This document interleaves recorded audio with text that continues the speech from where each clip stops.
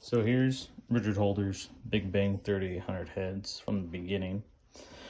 So with the head disassembled, gonna start this one with a bowl blend, leave the other one stock for the base flow numbers. But just with playing around here, we have a LS706 head intake valve and a 3800 intake valve. So Richard wasn't quite sure if the stems were the same diameter. So what I do is I'll measure the stem and I'll zero the gauge out. So it all depends on how much you have it rocked or not.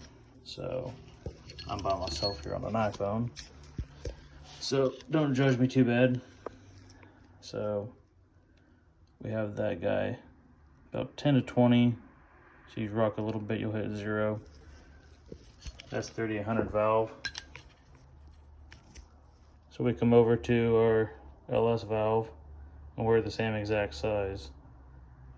So that should be a good little DIY upgrade. So we can then, just to cheat the system real quickly, we can try to,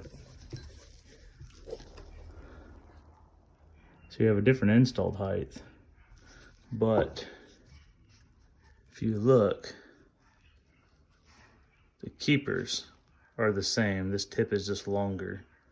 So from our keepers and retainer area, which will give us our installed height, all we have is a little bit more above the retainer area, which would just make it where we need technically a shorter push rod. So I'll eventually get that measured out, but I'm pretty sure you can see that. So it'll give us a cheap little DIY upgrade versus buying the expensive Mantley valves and stuff like that. So there's an update for before we get going. And if no one's seen a 3800 port before,